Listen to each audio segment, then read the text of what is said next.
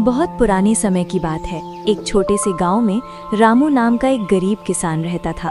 उसके पास सिर्फ थोड़ी सी जमीन थी और उसी पर मेहनत करके वो अपने परिवार का गुजारा करता था। रामू के परिवार में उसकी बूढ़ी माँ शकुंतला, उसकी प्यारी पत्नी सीता और उनका छोटा बेटा भोला था। रामू बहुत ही मेहनती और ईमानदार आदमी था। वो रोज सुबह सूरज निकलने से पहले उठ जाता और खेतों में जाकर दिन भर कड़ी मेहनत करता।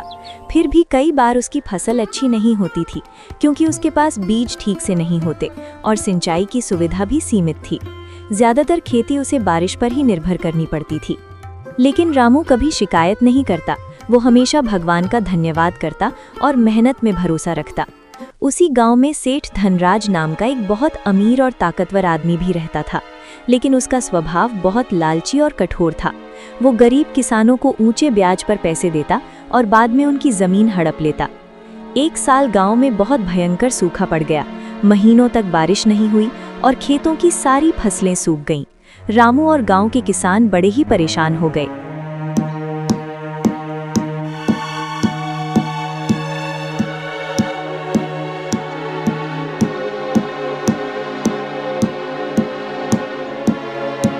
भाई, इस साल तो बहुत बड़ी परेशानी आ गई है। देखो ना, हमारे सारे खेत सूखकर बंजर जैसे हो गए हैं। समझ में नहीं आ रहा अब फसल कैसे होगी। सच कह रहे हो रामू, इस बार मेरी भी पूरी फसल बर्बाद हो गई। खेतों में कुछ भी नहीं बचा और घर में बच्चों के लिए अनाज तक नहीं रहा। अब हम लोग क्या करेंगे भाई, कुछ समझ में ही नहीं आ रहा। ऐसी हालत में घर कैसे चलेगा और परिवार का गुजारा कैसे होगा। मुझे लगता है अब हमें सेठ धनराज के पास जाकर मदद मांगनी पड़ेगी। शायद वही इस मुश्किल समय में हमारी थोड़ी मदद कर दे। नहीं रामू, उस सेठ के पास मत जाना। वो बहुत लालची आदमी है। कर्ज के नाम पर लोगों की जमीन हड़प लेता है। उसने हरिया की जमीन भी इसी तरह छीन ली थी। लेकिन अभी हमारे पास और कोई रास्ता भी तो नहीं है।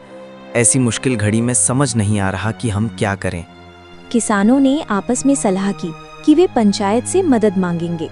वे सभी लोग वहां गए, लेकिन उस समय गांव का जमींदार बाहर गया हुआ था, इसलिए पंचायत की बैठक 1 महीने बाद ही होने वाली थी। ये सुनकर रामू बहुत परेशान और चिंतित हो गया और वो घर लौट आया।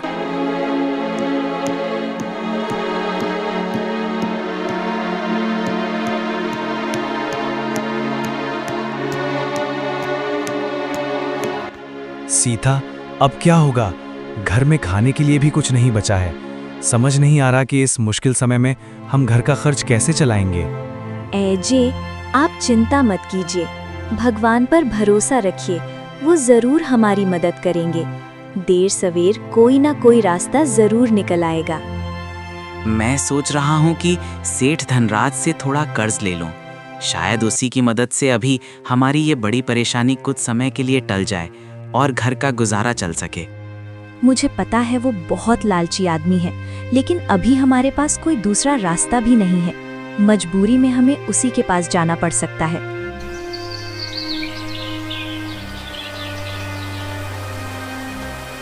अगले दिन सुबह रामू हिम्मत जुटाकर सेठ धनराज के बड़े से घर की तरफ चल पड़ा और थोड़ी देर में उसके दरवाजे पर पहुंच गया।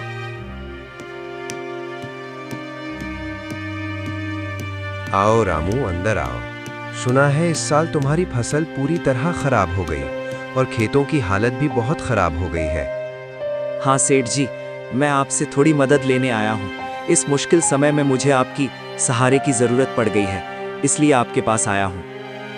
मदद तो मैं कर सकता हूँ रामू, लेकिन बदले में तुम्हें कुछ ना कुछ गिरवी तो रखना पड़ेगा।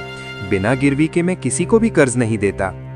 मेरे पास तो सिर्फ मेरी थोड़ी सी जमीन ही है सेठ जी। उसी के सहारे मैं अपने परिवार का गुजारा करता हूँ। ठीक है रामू, अगर तुम्हें पैसे चाहिए तो अपनी जमीन गिरवी रख दो और जितने पैसे चाहिए ले जाओ, लेकिन याद रखना समय पर कर्ज चुकाना पड़ेगा।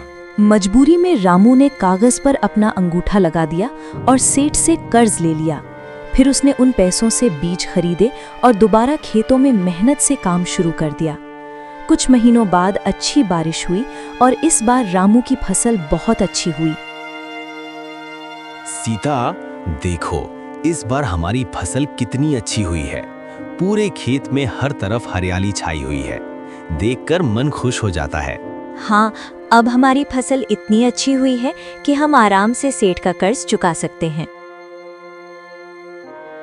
रामू ने अपनी अच्छी फसल बेचकर पैसे इकट्ठे किए और कर्ज चुकाने के लिए सेठ धनराज के घर पहुंच गया। सेठ जी, ये लीजिए आपके सारे पैसे। मैंने आपका पूरा कर्ज चुका दिया है। अब कृपया मेरी जमीन के कागज वापस कर दीजिए। ये पैसे पूरे नहीं हैं रामू, अभी इसमें ब्याज भी जोड़ना होगा। तुम्हें करीब 20% और पैसे देने पड़ेंगे, तभी हिसाब पूरा माना जाएगा। लेकिन सेठ जी, आपने ऐसा तो पहले नहीं कहा था। उस समय तो सिर्फ कर्ज की बात हुई थी, इतने ज्यादा ब्याज की नहीं। सब कुछ कागज में साफ साफ लिखा हुआ है रामू। अगर भरोसा नहीं है तो खुद पढ़कर देख लो, फिर तुम्हें सच्चाई समझ में आ जाएगी।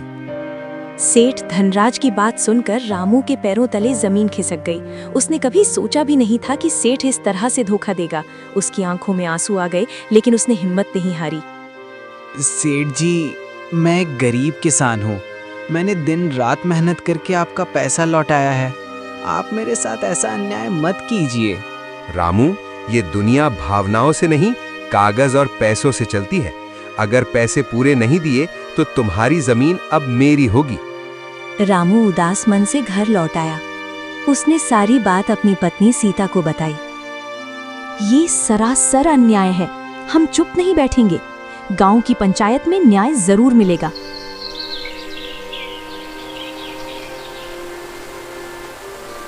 अगले ही दिन रामू और सीता गांव की पंचायत के पास पहुंचे।